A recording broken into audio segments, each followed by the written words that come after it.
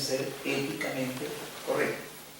Entonces, nos encontramos con que hay cristianos que dicen, no, que mire, yo hice algo indebido porque en realidad el propósito que tenía, la intención era buena. Cuando alguien está razonando de esa manera, razona de acuerdo a la lógica de que el fin justifica los medios. Y eso no es el punto de vista cristiano. ¿Cuál es entonces el punto de vista cristiano respecto a los fines y a los fines? Claro, ambos deben ser éticamente correctos. Entonces, el fin justifica los medios no es ética cristiana, ¿ya? Es falso. Segundo ítem, responder y completar. La 1 tenía A y B. La 1A decía en qué consiste el relativismo cultural. Entonces, la respuesta básica, simple, podía contestar con otras palabras, es la tendencia que postula que no existen valores absolutos, sino que cada cultura determina lo que es bueno o malo para esa cultura. La B dice, ¿quién entonces determina lo que es bueno o malo? La mayoría dentro de la cultura es la que determina este criterio. Es el tema de la mayoría. Por eso se habla de la ética de la mitad más uno. O sea, si la tendencia mayoritaria dice que esto es socialmente aceptable, se considera que eso es socialmente aceptado. Entonces la mayoría dentro del colectivo es la que determina los valores. Y esos valores son transitorios. O sea, eso puede durar una generación, porque un valor a veces ni siquiera alcanza a durar una generación. Entonces se entiende que un valor socialmente aceptado, que se considera que es correcto o incorrecto, puede variar de una cultura a otra, o de una generación, o quizás 2 generaciones, puede aguantar eso. Entonces, no hay valores absolutos permanentes, todo es cambiante, la moral es cambiante. Repito entonces, eso está en la página 199 y 200, ahí la pregunta 1, ¿ya? Página 199 y 200, lo verifico. Entonces, el relativismo cultural es la tendencia que establece que no existen valores morales absolutos, sino que cada cultura determina lo que es bueno o malo. La parte B, ¿quién determina entonces lo que es bueno o malo? Lo que aprueba la mayoría. 2. ¿Quién postula el conductismo en relación con la ética? Normalmente el conductismo es una tendencia de la psicología moderna, de psicología del siglo XX, se estudia dentro de psicología, pero tiene una implicación ética. Por eso lo mismo influye en la ética de Occidente, esa tendencia. Ya, entonces, ¿qué postula en relación a la ética? Porque los postulados del conductismo son más complicados desde el punto de vista de la psicología, pero en cuanto a lo ético, en el fondo el conductismo postula que los valores morales y los asuntos éticos son simplemente el producto de factores genéticos y ambientales en el individuo. ¿Ya?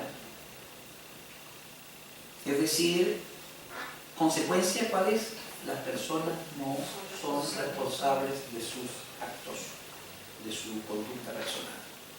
Página 202, porque la digo para que lo verifique.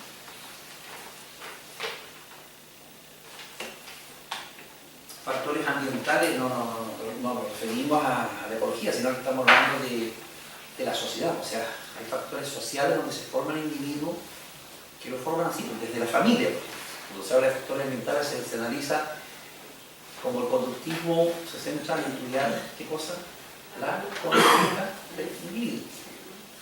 Es decir, ya no es como Freud o Jung, que decían que había que estudiar el interior, la mente, el individuo, el consciente, el inconsciente y todo. Por muchos años la psicología estuvo en eso y estos conductistas dijeron no. Esas cosas son demasiado teóricas, no son medibles. Lo más científico es estudiar lo observable, porque según la ciencia empírica hay que estudiar lo observable. Lo observable es la conducta. Lo único concreto para medir y observar es la conducta del individuo. Entonces vamos a estudiar la conducta. Y de la conducta vamos a deducir, ¿no es cierto?, viendo lo que él hace, vamos a deducir las otras cosas. Y vamos a deducir las enfermedades mentales y todo lo demás. Todos los Entonces, el conductismo en qué concluyó?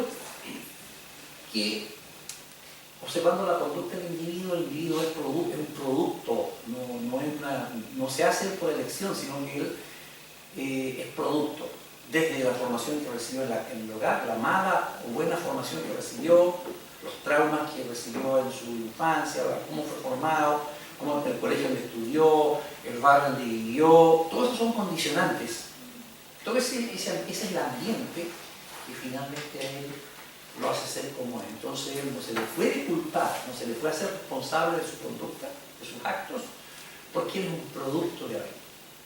Así que en el fondo la culpabilidad es, en últimos términos, de toda la sociedad que influyó en él, para bien o para mal. Entonces por eso decíamos que ahí tiene el conductismo, ahí entra en el terreno de la ética, ya no es solamente el terreno de la psicología, sino también de la ética. Repito, entonces, ¿qué postula el conductismo en relación a la ética? Que los valores morales y los asuntos éticos son simplemente el producto de factores genéticos y medioambientales en que se forma el individuo.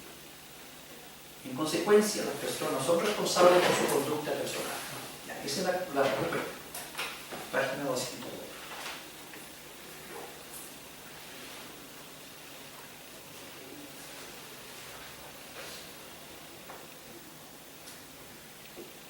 Tres. Ahí habría que completar. Dice que el modelo de la identificación, porque vimos, ¿cuántos modelos vimos de identificación? Separatismo, ¿se acuerdan? El transformismo y la encarnación. El modelo de encarnación. Tomando esos cuatro modelos, aquí corresponde el modelo de la identificación. Dice que Dios opera en el mundo tanto a través del Estado como a través de la Iglesia. ¿Recuerdan lo mismo? 4. El modelo de la encarnación postula que el cristiano vive con la tensión entre lo que se puede transformar y lo que se debe evitar.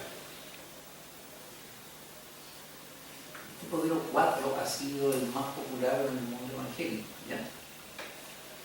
El encarnacional. Tomándolo a quién como modelo? Jesús. A Jesús. ¿Cómo Jesús se relacionó con la cultura de su tiempo? Él criticó todo lo malo y dijo lo malo que había. Se lo dijo a los líderes religiosos, se lo dijo a la secta, a los partidos políticos que había en su tiempo. A todos les dijo lo malo que estaban haciendo. Y él, sin embargo, él se aisló de la cultura, así como los Amish y otros grupos. Él vivió como un ciudadano más en la cultura. Por eso se llama encarnacional, porque Cristo se hace hombre, se encarna como hombre, vive entre los hombres, vive como cualquiera de ellos a tal punto que la gente no podía creer que era el Hijo de Dios, porque era perfectamente humano. Por eso él se encarna a tal punto que él es un hombre más, es plenamente hombre, cuando vive, siendo Dios. Por eso se usa la palabra encarnacional, tomando el modelo de Cristo.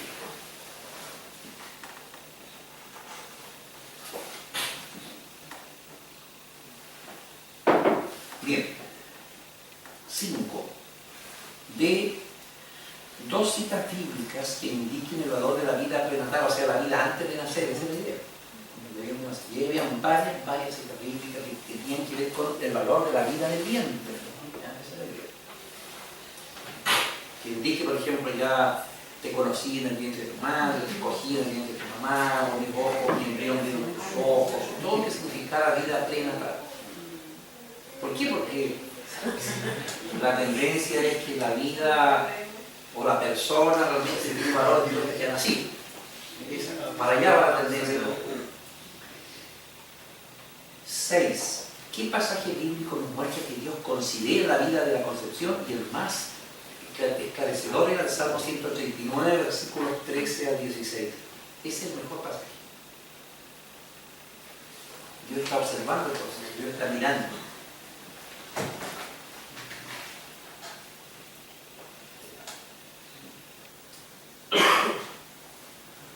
Entonces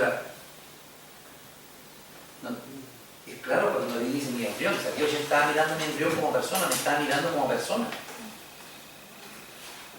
No estaba diciendo, mire, estoy mirando una cosita ahí ínfima nomás, que no sé qué va a hacer.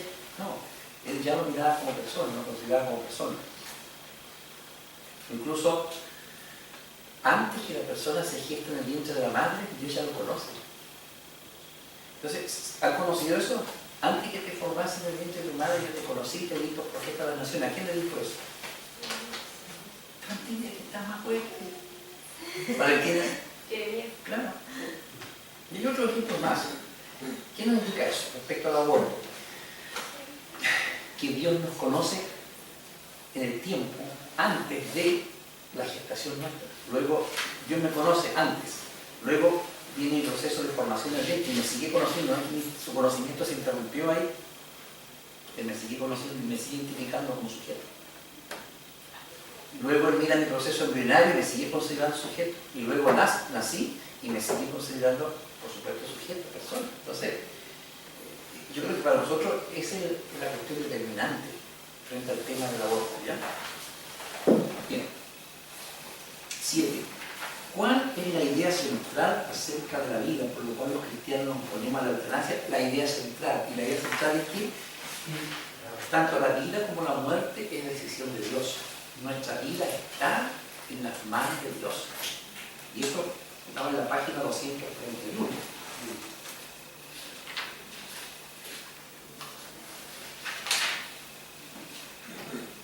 La muerte está en las manos soberanas de Dios, dice ahí.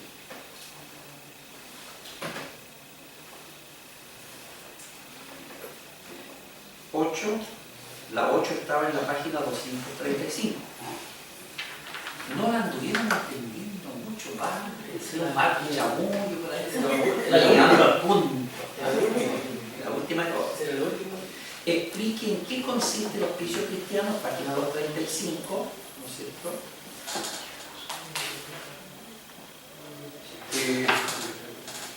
La idea del hospicio cristiano es que los cristianos podemos y debemos brindar apoyo y ayuda práctica a personas que están sufriendo enfermedades terminales o enfermedades complicadas, tales como el Alzheimer, por ejemplo, caso de enfermedades mentales o cánceres terminales u otro tipo de enfermedades. Y nosotros podemos y debemos brindar apoyo y ayuda práctica.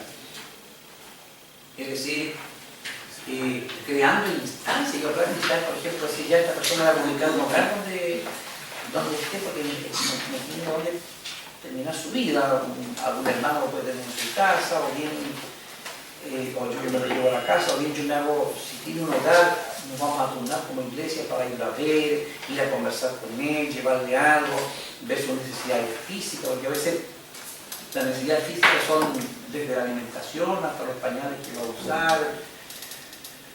¿Cuántos de ellos tienen a veces una persona que lo va a cuidar por un poquito de tiempo, pero a veces no están los recursos para sobrellevar la enfermedad complicada que tienen? Entonces ahí hay ayuda práctica, ayuda de compañía, no solamente ayuda que implica algo económico, sino también, por ejemplo, la compañía. Todo eso implica el hospicio cristiano, de que la persona se sienta bien en un ambiente. O puede también que le consigamos un buen hogar, no ir a tirar a cualquier hogar de ancianos que a veces viven de manera relativa, sino que si es un hermano nuestro, o si es una persona querida, o alguien que conocemos como cristianos, ¿no es cierto?, brindamos el apoyo necesario. A eso se refería la idea del hospicio cristiano. Y también esto implica que las iglesias también podrían crear hogares de acogida para sus hermanos en la fe. Es decir, hay iglesias que tienen tantos recursos que no se imaginan. Un pariente mío me hablaba de su iglesia donde va en Santiago. Son como 1000 miembros. Hay empresarios, hay toda clase de profesionales, hay personas de mucho dinero, de tal manera que ellos recaudan mucho dinero y ahora iban a comprar una inmensa propiedad que está al lado de la iglesia porque el estacionamiento que tienen ya no da abasto, entonces, y esa propiedad ahí en pleno centro de Santiago costaba, ¿no es cierto?, costaba miles de millones de pesos. Entonces la iglesia tiene miles de millones de pesos en reserva para comprar esto. Entonces, hay iglesias que tienen, y eso se da en muchos países, tienen recursos como decir, compremos una casa sencilla por último para acogida a personas que están en estas condiciones. Todo eso implica la idea del hospicio cristiano. ¿Por qué se opone a la eutanasia? ¿Por qué? Porque uno de los argumentos de la eutanasia es que la persona, su calidad de vida va a ser muy mala y no vale la pena. Si tiene una enfermedad, como en Holanda, si tiene una enfermedad ya de poco pronóstico, entonces su calidad de vida se va a ir deteriorando y al final va a sufrir. Para evitarle todo eso, mejor terminarlo antes. Y el hospicio cristiano dice, no, nosotros como cristianos podemos mejorar mucho, hacer mucho por mejorar la calidad de vida de la persona. Bien, pues esa era la terrible prueba. Ya pasaron la hora de la prueba.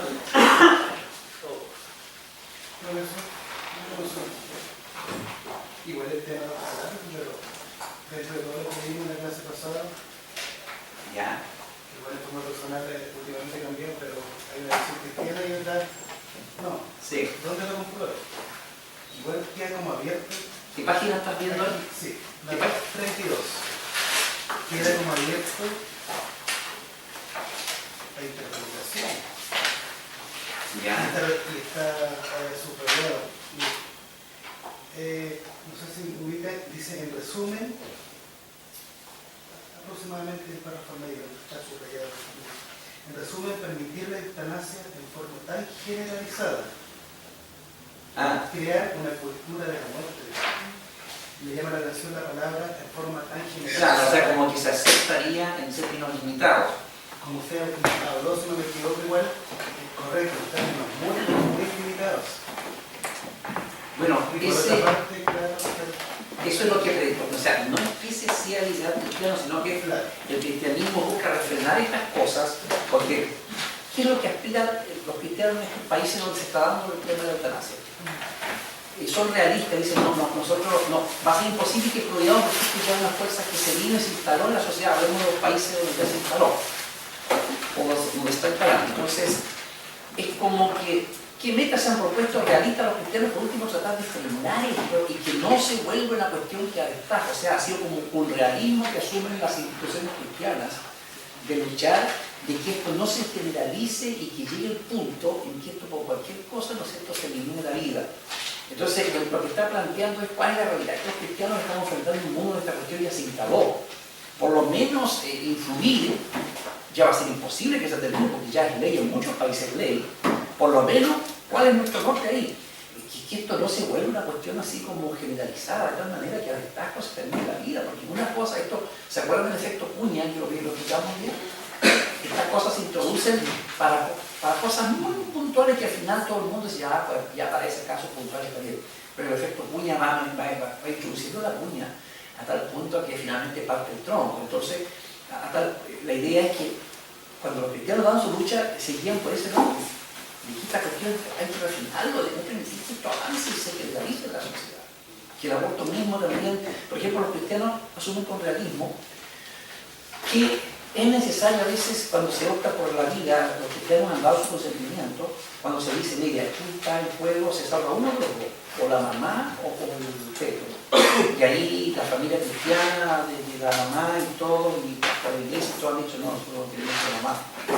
Es la mamá, tiene hijos, tiene esposos, tiene hogares, y bueno, en este caso está viendo, decida por la mamá, por ejemplo.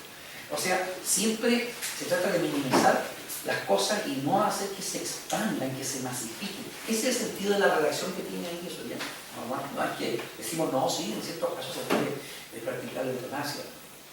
El punto de vista cristiano conservador, llamémoslo así, evangélico, es que no se debe aplicar en ningún caso.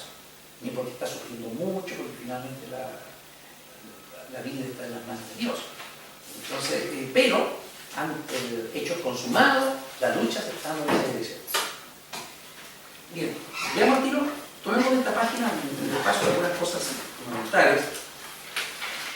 Retomemos de la página 230, repasemos un poco el tema de un enfoque cristiano de la muerte y de la vida. ¿Llegó alguien que no ha entregado su examen corregido? ¿Entró alguien después? No. ¿Todos firmaron la asistencia de la segunda hora? Pase nada al Entonces, hoy día no asistió a clase Matías Bernal, Mirta Sepúlveda, Maribel Barría, Obed García, Reinaldo Mora, ninguno de ellos, Alegría Pilar, Cristian Enrique, ninguno de ellos tiene.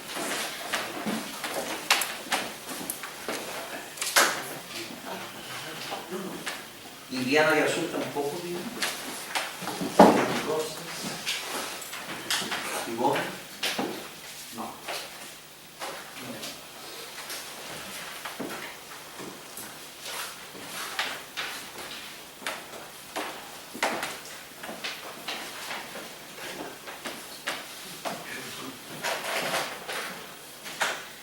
Gracias. Primero, repasemos algunas reflexiones fundamentales sobre el tema de la muerte.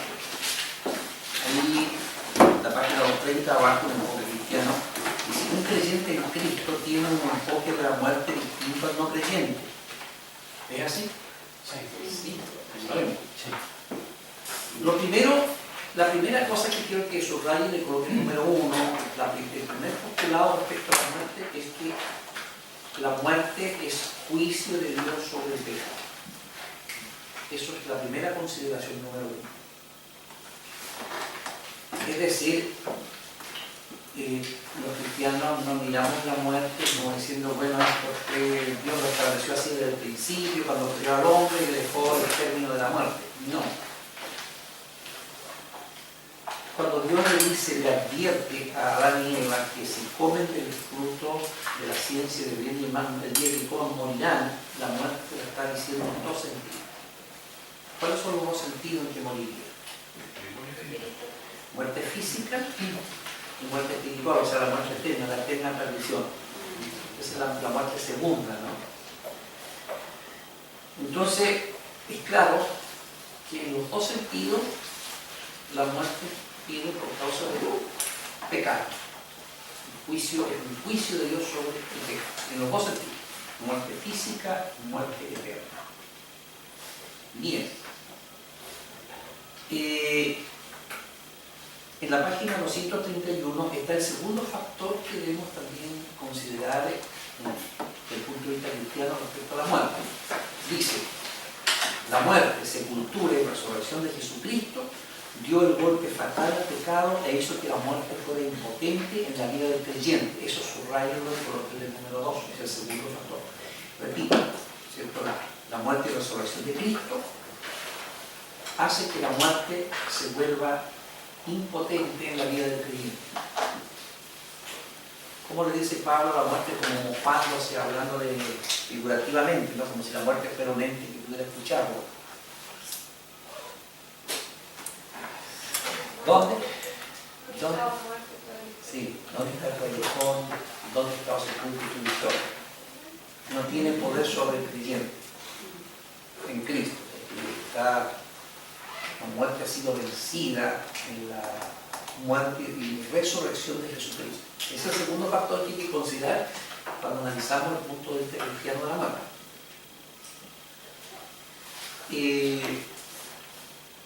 Por lo tanto, dice, ya que Jesús conquistó la muerte en su resurrección, el creyente no necesita temer a la muerte. Entonces, un resultado práctico para nosotros es que ya no deberíamos tener ese terror que experimenta tanta gente frente al problema. ¿Ya está llamando? Ah, profe, sí, me dice que me acuerdo.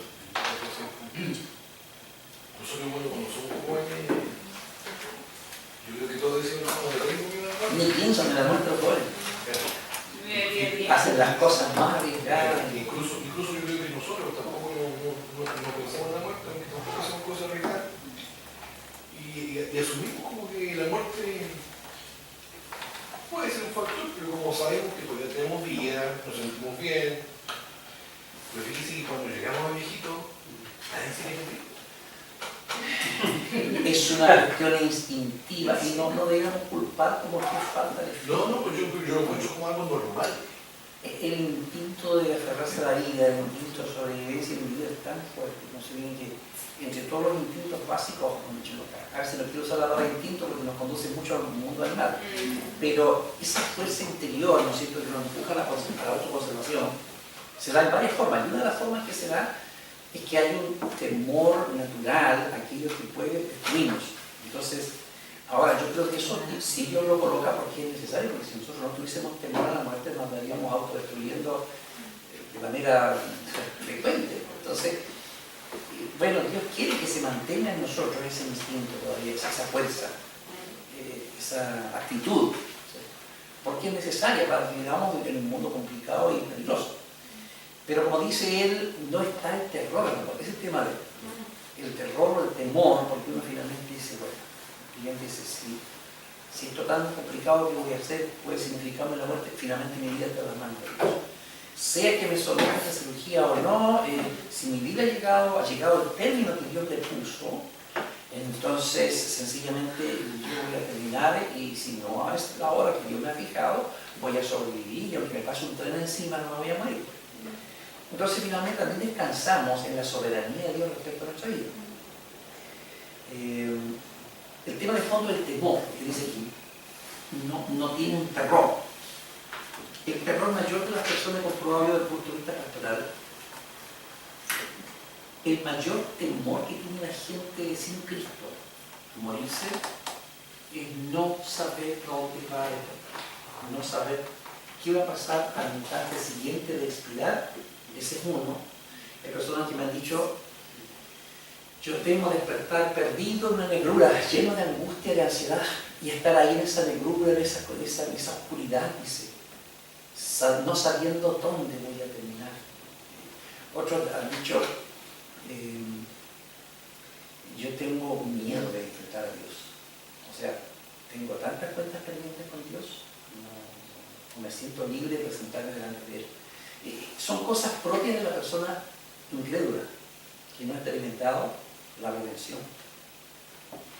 Pero esos dos temores el creyente no los tiene. Pero hay otra cosa casi irracional, por eso digo instintiva, que lo hace alejarse de la muerte. No son ninguna de esas dos cosas, porque esas dos cosas las tiene claras. Sabe que si muere, sabe dónde va, sabe que no hay condenación. Como dice Jesús, el que oye mi palabra y cree que me envió tiene vida eterna, no vendrá a condenación, más ha pasado de muerte a vida.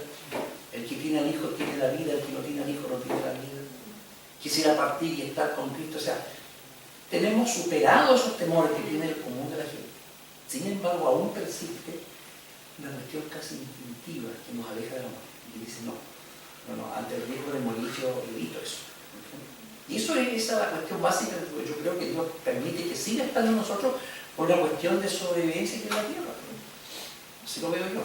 Sí, bueno, yo como vengo del mundo, ya estoy 6 años. ¿Tuviste conversión cuando estabas ya? 6 años estoy convertida Ya. y... ¿Viviste una parte de Sí, que no la sé? sí, toda mi adolescencia en el mundo y de ahí a niñez todo. Entonces, claro, uno ve el tema de vivir el día a día, del tema de que ver a la muerte igual como un cierto temor porque no saber lo que pasa, en realidad es diferente a cuando uno está con Cristo. Uno está con Cristo, uno descansa en los propósitos que tiene Él. Si sus propósitos son seguir trabajando en la obra del Señor, o si nos pasa algún tipo de suceso o enfermedad, sabemos que no hay condenación, sino que tenemos vida eterna. Entonces es harta la separación y la paz que genera en nosotros cuando uno es convertido, a la diferencia de cuando uno vivía en el mundo. Sí. Tú ves la diferencia porque viviste, viviste lo que era sentirse Lo viví perdido. bastante, porque yo más aún que yo estudié psicología, yo era atea. Yo no creía en Dios. Fuiste atea. Yo no creía en Dios. Yo Y no más creía. estudiante de psicología como Yo estudié psicología por creer en la ciencia, no por creer en Dios. Pero los propósitos del Señor, como dice que fue desde antes de la fundación del mundo, Él tenía un propósito mayor de lo que yo en mi mente limitada tenía. Entonces, el Señor me desestructuró todo, mi ciencia, todo mi razonamiento, a tal nivel que he experimentado cosas sobrenaturales. Entonces, Dios hace como quiere.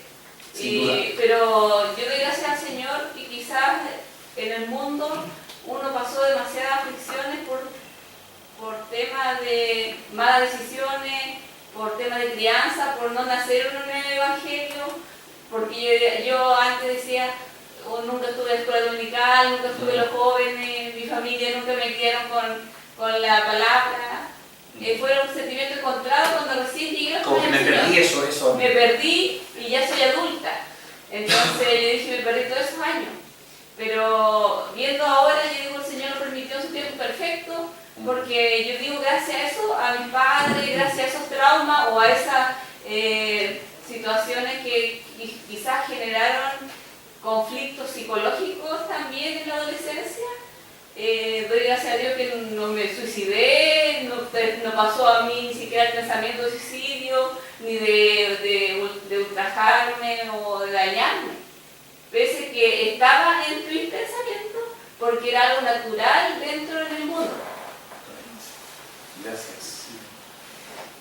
Interesante la reflexión que hace, de vivir los dos tiempos, los que nos hemos criado dentro del ambiente de la fe. No tenemos ese punto de referencia para decir, yo antes me sentía así, ahora me siento así. Pero cada uno Dios quiere equilibrar procesos diferentes y aquí ya puede hacer una noticia, que puede hacer una comparación de lo que era vivir la muerte, vivir la vida y la muerte sin la certeza de la vida eterna que tiene ahora en Jesucristo. Y dice que es una experiencia muy distinta a lo que es vivir ahora con esta certeza, sabiendo que tengo paz con Dios, una cosa fundamental, sentir la paz con Dios, que no tengo cuentas pendientes con Dios. O sea, claro, ya un tiempo que yo no creía en Dios, pero es difícil para las personas que sí creen que hay algo arriba, que sí que hay un ser supremo, y que sienten que su vida deja mucho que desear y que tienen demasiadas cuentas pendientes para con Dios. Para ellos es complicado el tema de la muerte, porque tienen un conocimiento de Dios. Ahora, aquí vamos a ver en la página 231, en el último párrafo, el enfoque cristiano sobre la vida. Ya empezamos desde el último párrafo, colóquenle al ladito si quieren la vida. Incluso en la página 230 abajo usted puede haber colocado la muerte como título.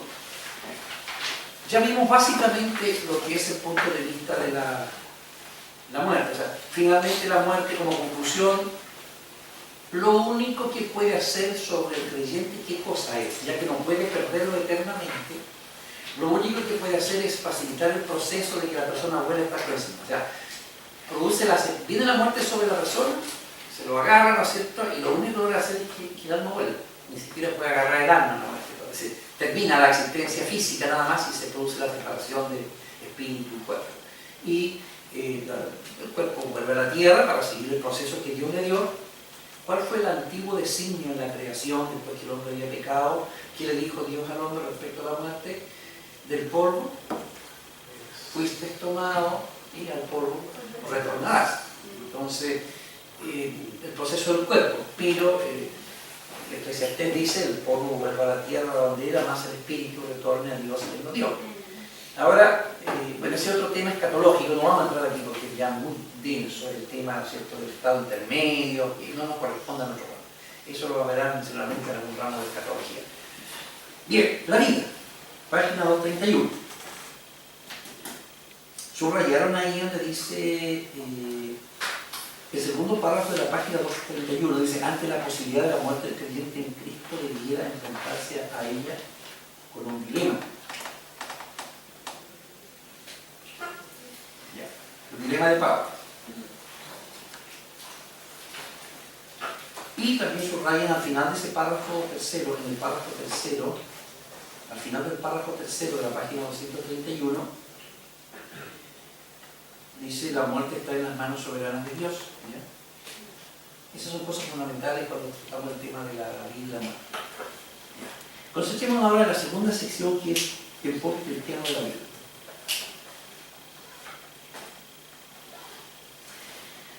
La Biblia enseña que cada persona, creyente y no creyente, es digna de respeto. Quiero decirle algo a usted, no vamos a ver todos los problemas éticos que se ventilan, ni siquiera todos los que están aquí, porque gran parte de este material es para lectura de ustedes, para información y para que lo sigan viendo. Pero sí le vamos a indicar mucho el tema del significado cristiano de la vida y de la muerte. Así vamos a dedicarnos más tiempo a eso. Porque teniendo eso como base, ustedes pueden elaborar respuestas, reflexiones y diálogos sobre todos los temas. ¿Qué creemos sobre la vida y la muerte? Esas son cosas basales. Y vamos a dedicar bastante de ello. Bien.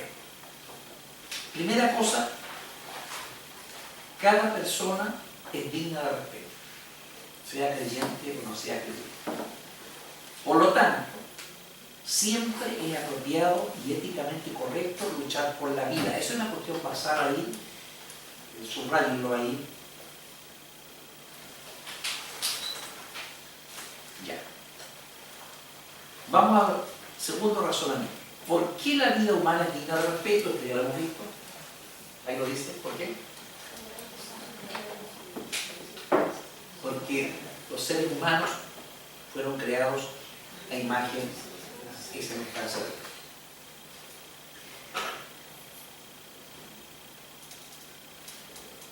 Y esto nos lleva a la siguiente afirmación. Por lo tanto, esto es lo que se llama la sacralidad de la vida. Eso es lo que se lo. Tanto ahí está muy bien.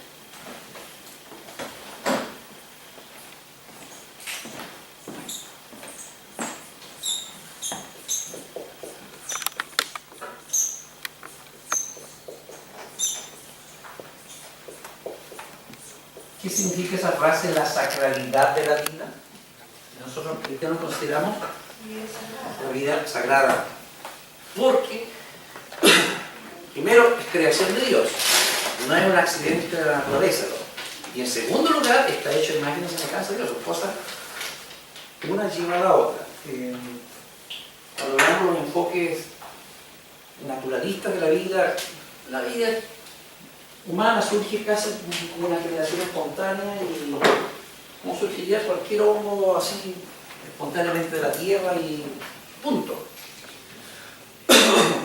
Uno de los reproches que Dios le hace a Jonás,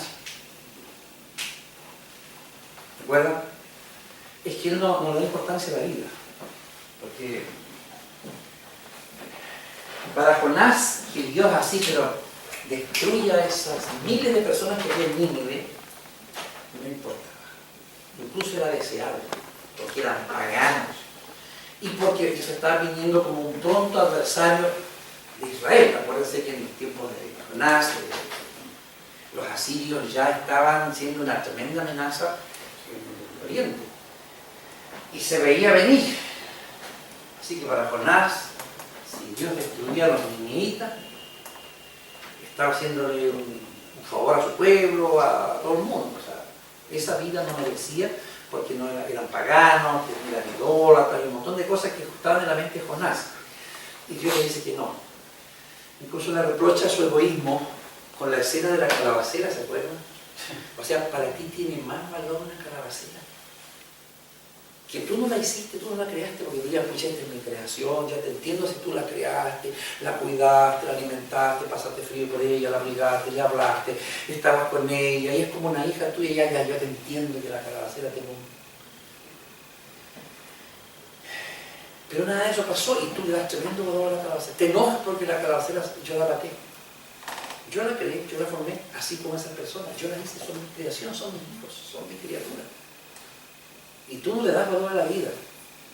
Entonces allí, paganos, como los niñitas, idólatras, opuestos a Dios, en la oscuridad espiritual, todo lo que usted quiera decir, tenían valor sencillamente porque eran personas que Dios había creado, que estaban creados a la imagen y semejanza. El tema de la sacralidad de la vida. Entonces decíamos dos cosas. Primero,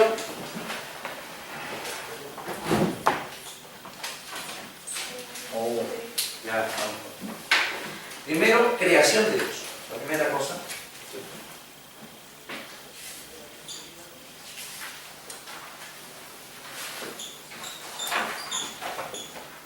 La vida no surge de manera fortuita, de manera accidental. Ese es un postulado cristiano. El evolucionismo es que nos dice otra cosa.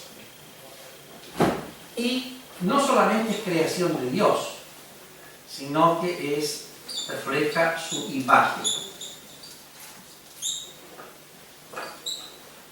A imagen de Dios.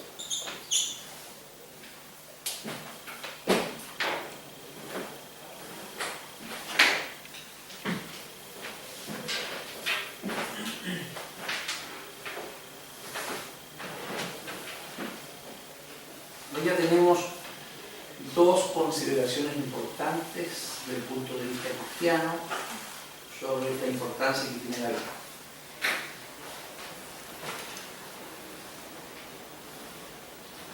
Dice arriba en la página 232, al final del primer párrafo, quiero que lo subraye, la Biblia afirma el valor intrínseco de cada ser humano, sin importar su edad o su condición. En una palabra, este es el enfoque de vida judío-cristiano, subrayen eso.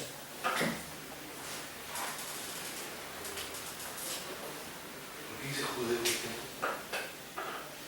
La Biblia. O sea, nosotros somos, nuestra fe es judeo-cristiana. ¿En qué sentido? En que nosotros tomamos, el cristianismo viene de la religión judía, tomémoslo así. Es decir, nosotros creemos en el Dios que se reveló a Abraham, a Moisés en el Antiguo Testamento. Por eso es una fe judía. O sea, nuestros orígenes son todas las enseñanzas del Antiguo Testamento, hebreo, judeo, por así decirlo.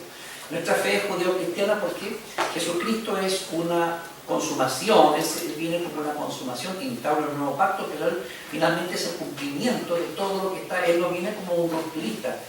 La actitud de Jesús no es rupturista, sino esa religión antiguo testamentaria, no tiene nada que ver con nosotros, yo estoy predicando una nueva religión, no. Él viene no como un continuista que continúa el sistema antiguo, pero viene en el sentido de que es el cumplimiento, el verdadero sentido de todo lo que el Antiguo Testamento decía. Entonces, nuestra fe está profetizada en el Antiguo Testamento, están todos los símbolos de Cristo y de la fe y de la salvación, está todo en la religión judeo o hebrea.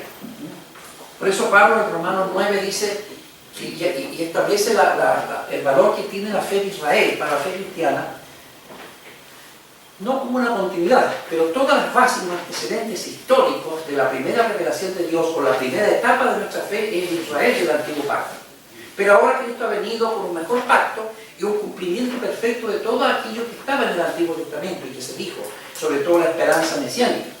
Entonces en Romanos capítulo 9, para responder brevemente al hermano, esto no es ética, pero por el banco de la pregunta, en Romanos 9, dice, le digo a ti los versículos.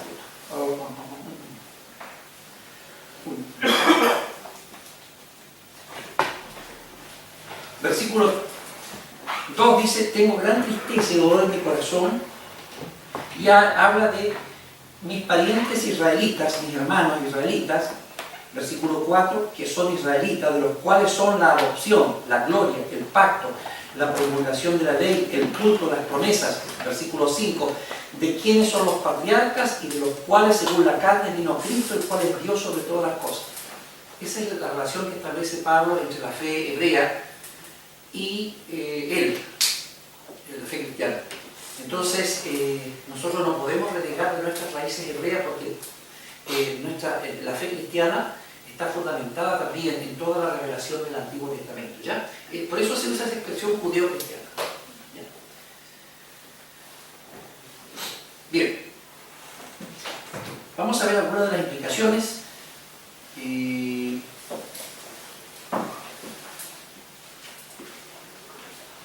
Dice, parece lógico, este sentido se desprende si consideramos el valor de la vida.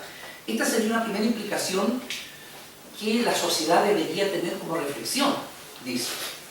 Entonces, dice, debería ser lógico que la vida es tan valiosa que solo podría ser terminada cuando hay consideraciones muy extraordinarias que obligan a hacer una excepción, como en el caso de decir yo de que los cristianos a veces hemos dicho, yo quiero que viva mi esposa, o mi hija, o no quiero, porque la alternativa es o ella, pero no los dos. Me acuerdo que en el pasado eso estaba como, no sé si hoy día será tan así, pero en el pasado era eso. Entonces, por lo menos esta reflexión de vida que da en la sociedad. Y ahí viene lo que decía Jacob. Al final de ese párrafo, en resumen, dice: tales prácticas menosprecian la vida, tratan al ser humano como si tuviera poco valor o dignidad. En resumen, permitir la eutanasia en forma tan generalizada es crear una cultura de la muerte. Vamos a la segunda implicación, por lo que el número 2, la primera estaba arriba, ¿no? Sí. Valentina, lee la segunda implicación. Otra implicación del enfoque judeo-cristiano de la vida es que define a la persona en términos biológicos. Sí. Como se defendió en el último capítulo, un ser humano es una persona cuya vida comienza al ser concebida y no al nacer. No se define persona según el coeficiente intelectual o sentido de un futuro o capacidad de relacionarse con otros humanos o cualquier otro criterio. Ya. El culto de Dios es: la vida comienza en la concepción. Dios crea la vida, define que su comienzo está en la concepción, en el instante de la concepción. Por eso dice que el embrión, ya Dios está mirando el embrión, y embrión vio en tus ojos, y Dios sustenta la vida. Y por supuesto Él le pone término. Ya. ¿Qué significa entonces? ¿Entienden esa frase? Dios entiende, por la ética cristiana, define a la persona en términos biológicos. No es solamente cómo desarrolla su personalidad, si tiene cierta capacidad de relacionarse con los demás, si tiene cierto nivel o cociente intelectual, porque esos son criterios que se utilizan hoy día en las sociedades modernas para decir: no, este no es persona, este objeto no es viable, para presentar estas malformaciones. Me recuerdo yo ¿quién no vio o no leyó el libro o la película El jorobado de Notre Dame? ¿No? Y ¿cómo se llamaba? No olvidé. Pero el drama, la angustia psicológica que por lo menos en el libro, cómo se describe a ese hombre que lo abandonaba, la sociedad lo tenía como un monstruo, como una criatura, una aberración, una cuestión aberrante, y toda la gama de sentimientos que él experimentaba. Detrás de toda esa apariencia deforme, yo creo que ese libro también hace una apología respecto al valor que tiene la persona, independiente de su apariencia física, ¿verdad? ¿O no? Claro, está de una forma física que digamos no es humana, pero ¿y qué pasa con los sentimientos? Alguien dirá, bueno, a lo mejor su mente no funciona bien, pero detrás de problemas tipo intelectual, ¿no es cierto? Hay también emociones. La persona experimenta angustia, aún el feto experimenta, dicen los entendidos, que experimenta cosas como estrés y angustia, increíble, como diría perfecto. ¿Qué sabe el feto? Sí, dentro de la mamá está experimentando cosas como estrés y otras cosas. Entonces es porque ya las emociones vienen desarrollándose, ya están dadas a partir de la concepción. Entonces nosotros decimos, en la concepción comienza la vida. Y no estamos en un dilema de que en qué momento es persona. Es persona cuando es persona sujeto, porque Dios ya lo ve, Dios ve el embrión. Y cuando dice mi embrión está mirando el proceso, tú empezaste a mirar mi vida desde el proceso embrionario adelante. Entonces es un sujeto persona, porque Dios lo ve, Dios lo identifica, Dios dice: ahí está mi profeta, ahí está mi siervo. Esa es la visión cristiana. Pero, ¿cómo vas a razonar a una persona que no cree en Dios? Ese sería un tema. Pero no porque la gente no crea, nosotros no nos dejamos de dar testimonio. Porque la gente dice, mire, una vez mi hermano decía, la Biblia dice que no hay que dar espalda a los pasos. Así que yo estas cosas no se las digo. Si él no las cree, yo le he dicho, es que tú tienes que dar testimonio de la luz. Sea que a la gente le guste la luz, no tú das testimonio de la luz. Sea que te lo crean o no, que lo reciban o no te lo reciban, tú diste testimonio valiente acerca de Dios. Y di cuál es tu verdad. Tienes que decir cuál es la verdad. No para discutir, porque si ves que no te la recibe, yo soy el enemigo de la discusión, de los alegatos, la argumentación, porque yo siempre digo, yo te voy a decir cuál es el testimonio, cuál es lo que yo creo según la Biblia, este es el punto de vista de Dios, esta es la verdad. Es que, no sé, yo no voy a empezar a defender la Biblia, no tiene mayor sentido. Yo solo te doy testimonio, esta es la verdad de Dios. Tú verás qué hacer con ella. Es que a mí no me gusta, está bien, no te gusta. Es que yo no la creo, está bien, no la creo. Pero yo te di testimonio de Dios. Esa es la luz, esa es la verdad. ¿Entiendes? Entonces a veces la gente dice, no, es que no me van a rechazar. No, no, el punto de vista bíblico es siempre das testimonio de Dios. Siempre hablas de la verdad. Di la verdad de Dios, dile cuál es el punto de vista de Dios. Deben tomar las cosas desde ese punto de vista. A algunos les gusta la apologética y está bien, tienen esa habilidad o esa destreza, pero considero que más que nada es la razón de lo que nosotros creemos. El apóstol Pedro dice que debemos estar preparados para dar razón de la esperanza que hay en nosotros, ante toda persona que nos demande razón de la esperanza que hay en nosotros. Y hacerlo, dice, con mansedumbre y reverencia, o sea, sin alterarnos y con respeto. Pero damos testimonio de nuestras convicciones y por qué las creemos. Por eso el evangelismo, si eso nos manda Jesucristo a Comunicar la buena nueva de Dios, de Jesucristo, lo que Dios ha hecho en Cristo. Y bueno, si alguno de ustedes quisiera también emplear tiempo y tiene argumentos para discutir el tema de Dios, la existencia de Dios o no, otras cosas así, bueno, hágalo. La apologética cristiana está de los comienzos de la historia del cristianismo y uno puede hacerlo, pero lo básico es que usted dé testimonio de la verdad. Muy bien. Entonces, un ser humano es una persona cuya vida comienza a ser concebida y no al nacer. Ya. Muy bien.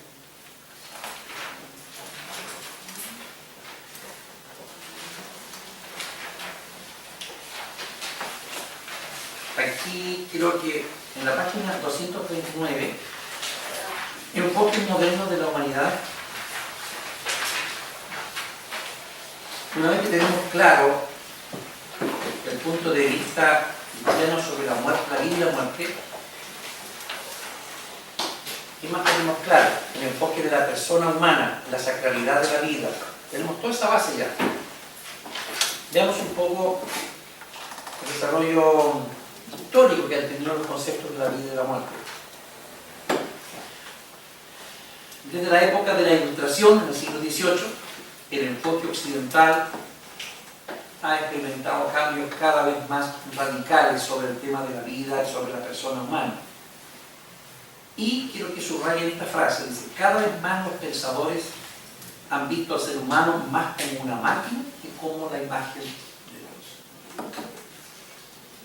Por eso ellos se sienten con tanta libertad de manipular la vida humana. Manipular, por eso la genética es una verdadera ingeniería que están pensando, ya uno diría, claro, eso es ciencia ficción, pero muchas de las cosas que hoy día son ciencia pura, comenzaron en su tiempo siendo vistas como ciencia ficción. Oh, ¿cuándo llegar a eso? Por ejemplo, imagínense, en el siglo XIX se podría imaginar que se le hiciera un trasplante de corazón o que se colocaran órganos de animal y a una persona, eso es impensable, pero para nosotros hoy día es una cuestión ya pasada, del siglo XX. Entonces, la manipulación genética de las personas tiene que ver con la idea de que, bueno, el hombre es como una máquina, ¿no? Y yo puedo meter manos en él y rehacerlo, rearmarlo, cambiarle partes y finalmente es una máquina. La concepción mecánica de la vida y del hombre. Vamos a ver algunas personas que han contribuido a que exista el concepto de que el hombre básicamente es una máquina más que la imagen de Dios. Charles Darwin, en el siglo XIX, mediados del siglo XIX, la segunda mitad, ¿qué dijo? Los humanos son meros productos de la misma fuerza de la selección natural. La selección natural produjo todas las demás formas de vida que conocemos en la Tierra. Según Darwin, la selección natural hace que la supervivencia, que quiere finalmente la supervivencia es más apto. En la lucha por la vida, ¿quién finalmente sobrevive? El más apto, el más fuerte, el que tiene las mejores actitudes. Así que son los que merecen vivir. Ya la vida no es porque Dios quiere que viva, sino sencillamente se ha ganado su espacio en la lucha, cada forma biológica, cada vida se gana, ¿cierto? En una lucha inhumana, ¿no es cierto? uno comiéndose al otro, uno matando al otro, finalmente sobrevivir los más aptos. Y esa idea ha estado a la base de muchas atrocidades que se han cometido, digamos, incluso dentro de las ideas del nazismo de Hitler, estaban también algunas de estas ideas, que finalmente los que realmente eran la mejor raza eran los que eran dignos de sobrevivir. Y se establece quién es más digno de sobrevivir, qué raza tiene más dignidad que otra, cuál es más superior que otra. Todas estas cosas son consecuencias de ideas que se han ido introduciendo con el tiempo. Freud, en la psicología, postuló que toda conducta humana es motivada, consciente o inconscientemente, por fuerzas muy poderosas y profundas que están en el subconsciente. Él se dedicó a estudiar mucho el tema del subconsciente, hurgó mucho ahí, porque eso podía explicar... Es que dar cuenta que todas las motivaciones supuestamente del ser humano estaban en el ámbito sexual. Claro, sí, esa fue una cosa fundamental de su teoría. Obviamente después otros teóricos de la psicología que descartaron sus ideas o las relegaron al segundo plano, porque así son las cosas. Pero cada idea deja un sustrato en la mente humana. Esa cosa de bueno, las ideas de Freud ya no son modernas, ya vinieron otros teóricos después.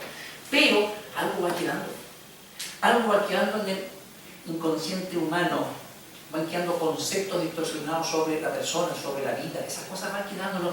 No ocurre de que, imagínense cuántas décadas la psicología de Freud, de Jung y otros más influenciaron generaciones de médicos, generaciones de psiquiatras, psicólogos y otros profesionales de la salud humana, que fueron verdaderos lavados de cerebro que hicieron los académicos en las universidades con ellos. Ya, después cambia la teoría y a esos académicos, las nuevas teorías, ellos creyeron con fe que eso era la ley, eso era como la Biblia para ellos. Y Freud era como Dios para ellos. Y la nueva generación de psicólogos habla con sus colegas más jóvenes y dicen, no, esa idea ya está casi obsoleta, hay otras cosas, hay otro enfoque del hombre. Pero cuando queda en el sustrato del individuo, va quedando eso ahí. ¿Cómo? No ocurre un lavado de... Incluso esos profesionales antiguos formados en esas escuelas tienden a decir, mira, no me convencen mucho estos otros postulados, yo me quedo más con lo que me dijeron en la facultad a mí, ¿me entiendes? Va quedando un sustrato que aunque las nuevas ideas se demuestran después, científicamente, que no son importantes, sin embargo, algo va quedando. Y esto fue quedando en la sociedad, y fue formando personas, fue formando líderes, fue formando generaciones profesionales del área de la salud. ¿Qué iba a decir? Sí, porque yo incluso tuve varios ramos que tuve que leerme todos los compilados de Freud. ¡Wow! Que imagínense cuántos son. Sí. Y es muy complejo leer, más veces más fácil es la Biblia que leer Freud. Tú te convenciste después que vamos a leer la Biblia. Sí. Y todavía se utiliza. Y se requiere mucha fe para aceptar también muchas de las cosas. Todavía se utiliza. Bueno, yo cuando lo tuve que leer, yo no era cristiana. Yo ahí era atea. Ya o sea, para mí Freud era mi ídolo. Sí. Entonces, pero hay cosas que sí uno sí puede concordar, pero eso de los traumas infantiles y que todo lo sexual produce la personalidad humana en el adulto, al final la fuerza de la libido. Del libido que están desde siempre, igual esas son cosas que se contraponen. Y después uno, cuando uno estudia realmente uno lo acepta nomás, pero después uno tiene su propia opinión y su propia postura también. Correcto. Gracias. Subraya esta frase, toda la discusión acerca del pecado y la responsabilidad humana ya ahora estaba cambiando. Y llegarían al siglo XXI, en donde prácticamente ningún enfoque científico no deja lugar para nada el tema de la responsabilidad humana y el tema del pecado como dinámica que mueve la conducta humana, porque si hay una cosa que nosotros enseñamos, que tenemos muy claro, que nunca podemos ceder en eso, es cómo el pecado que está en el corazón del hombre es una dinámica poderosa que lo mueve a actuar. Es una dinámica poderosa. Pero la generación moderna no acepta la idea de que el hombre está bajo esa dinámica, esa fuerza poderosa que es el pecado.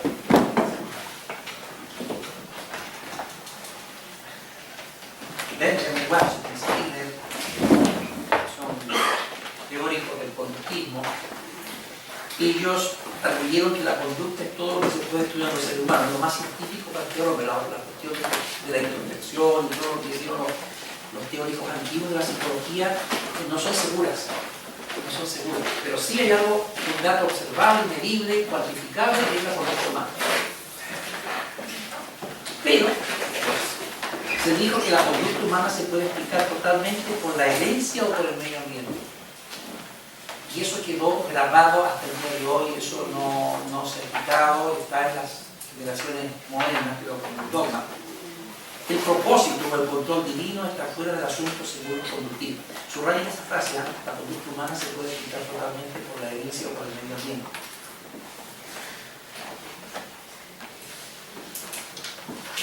En el plano de la sociología, sacamos de la psicología y de la biología, página 240, hoy en día los sociólogos e historiadores enfatizan las fuerzas sociales e históricas que informan, que explican virtualmente toda la conducta social humana.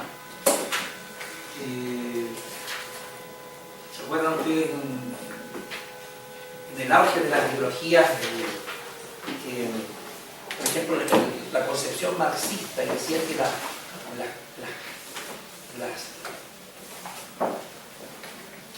el gran motor, ¿no es cierto?, eran las cuestiones sociales y económicas. El gran motor de la historia eran las concepciones sociales y económicas. Eso era lo que finalmente movía la historia. Bueno, había mucha ideología en ese tiempo. Y así han habido explicaciones que finalmente terminan en esto. Elimina la responsabilidad del individuo. Por ejemplo, si una persona, supongamos, yo recuerdo bien, por ejemplo, en los 70, cuando todavía la Guerra Fría estaba en pleno periodo, había un profesor que él tenía la ideología marxista y decía, por ejemplo, ¿cómo podríamos nosotros llamar asesino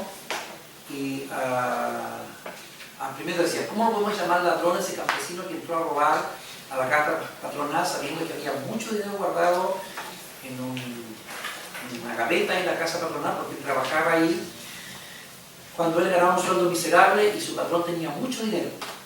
Entonces decía él, ¿cómo podemos llamarlo ladrón? ¿Cómo podemos decir que es culpable de robo cuando él vive en la necesidad y en la miseria y el otro vive en la opulencia y tiene los recursos que están ahí como para satisfacer sus necesidades? ¿Me entiende? O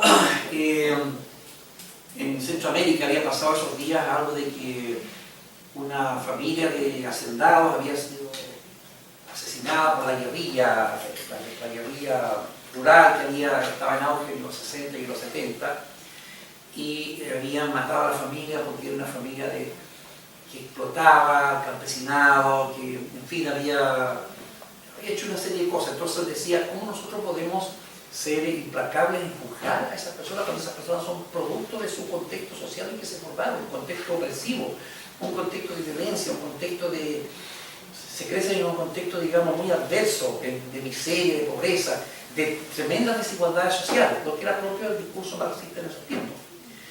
Entonces, ¿quién nos estaba diciendo nosotros como alumnos? Podemos justificar la conducta del hombre porque es producto de su entorno, es producto de su medio, es producto de fuerzas sociales e ideológicas que lo han empujado en esa dirección. Eso es un poco lo que quiere plantear también el autor. Bien, estos fundamentos los vamos a seguir repasando para que puedan ustedes tener elementos de reflexión cuando veamos otros problemas técnicos, problemas éticos.